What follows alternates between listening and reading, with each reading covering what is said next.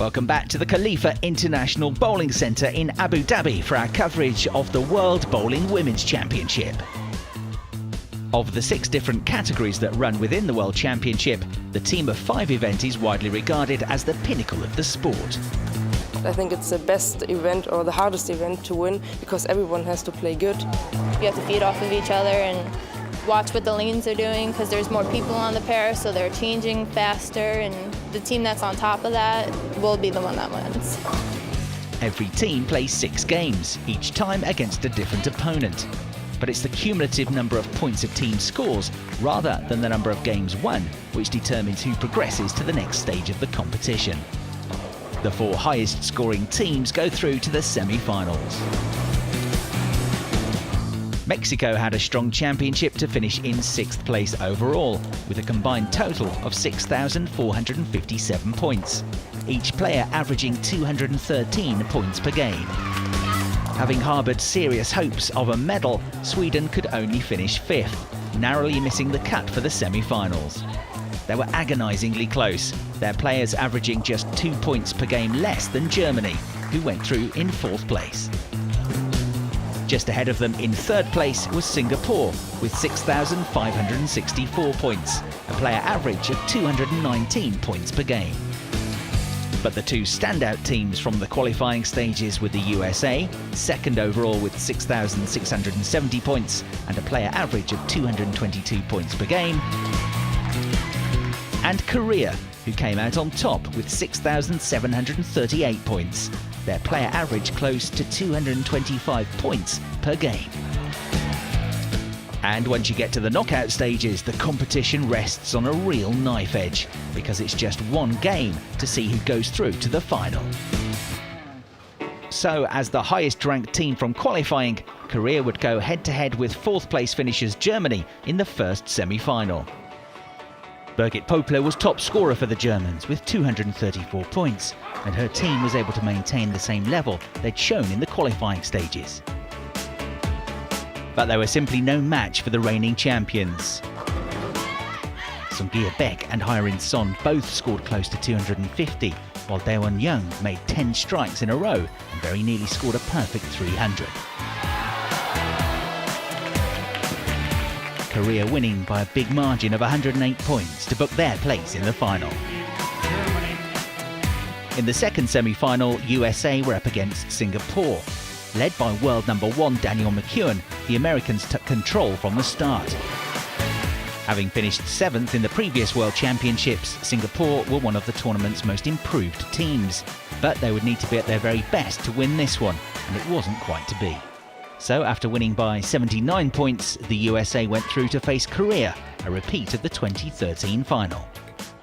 Having looked unshakable in the lead-up to this game, the Koreans suddenly found that things weren't quite going their way. In bowling, there is only ever a fine line between success and failure. In stark contrast, the Americans got off to a flyer, every member of the team scoring strikes on their first attempt. Having already won a gold medal alongside Daniel McEwen in the week's earlier doubles competition, Kelly Kulik went on to score 5 strikes from her first 6 throws, as did Shannon Plowoski.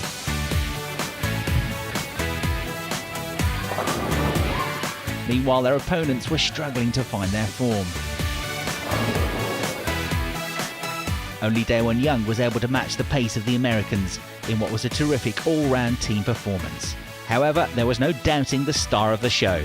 Liz Johnson scored 11 consecutive strikes, and with the entire crowd willing her on, she needed just 1 more for the perfect score of 300.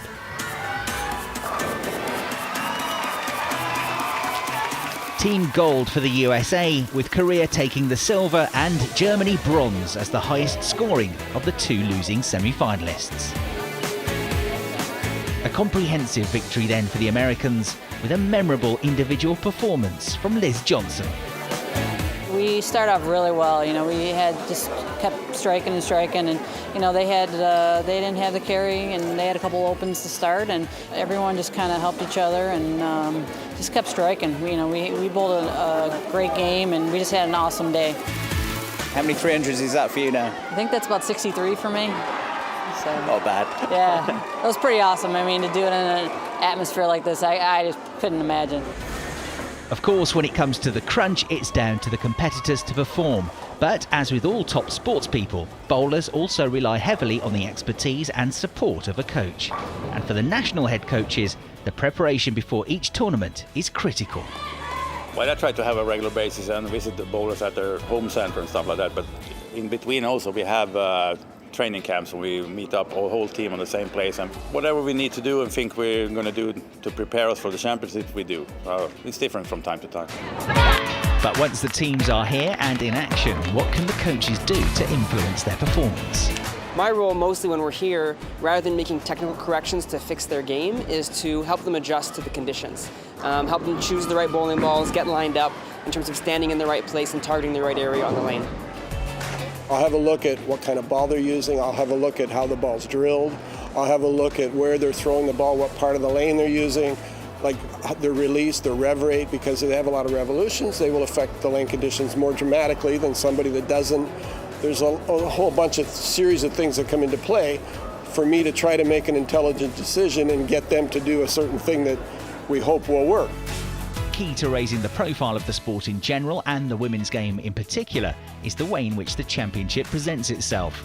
To develop its profile, the championship must exude professionalism, and in Abu Dhabi, World Bowling has found the perfect partner. For our purposes, this place is one of the best places to host events. They know exactly what we need and what we expect, and we know what to expect of them, and so it's never been better from an organizational standpoint. And this center is such a pleasure to be in because of the fans and just it's so roomy in terms of spaces to bowl. A lot of people associate bowling alleys with being kind of small and dark, and this place is so large and bright. It's a pleasure to be here. We are always keen, and we always try to provide the best facility or the best environment for our bowlers, for the bowling game. We want to show that the game, it requires talent, it requires physical game, mental game, and you can see it. They are fit, they are into this good program, training program, good quality. They are world-class bowlers. Many strong countries come to this game, and just like USA, Korea, and Germany, and I think they is very strong. This is my first with all the grown-ups. I've been bowling with the youth worlds before, but this is my first time here. It's a big difference. But there's a lot of bowlers here that bowl when I bowl the youth as well. Just that everyone got so much better now, so it's hard competition. Bowling is a sport that transcends gender, and women have long since been competing at the highest level. Indeed, the first Women's World Championship was held as far back as 1963, and while it may have once been true that the best male bowlers were, generally, able to outscore their female counterparts, it's fair to say that any gap has narrowed significantly in the modern era. Well, I remember when I used to bowl, which was a while ago, a great woman bowler was a good spare bowler. If she made her spares, she was great. She could average 195, that was awesome. And now that doesn't cut it anymore. You've got to strike. The women now have developed more power games. The rev rate is higher. They're conditioned better. They're smarter. And if you look at the cross section of this field of talent, it's so much better than it was even 4 years ago. Years ago, the girls were less aggressive. They went a little bit more for look and for repeatability. But now you can see the girls are a lot more aggressive of how they play. A lot of times the ladies can compete with the men in some tournaments. So that's one of the great things about bowling as well. The competition may be serious, but there are no stony silences here. The vibe within the centre is electric. Imagine a professional golfer or tennis player trying to concentrate in such an atmosphere. But here the bowlers are used to the cacophony of noise and even thrive on it.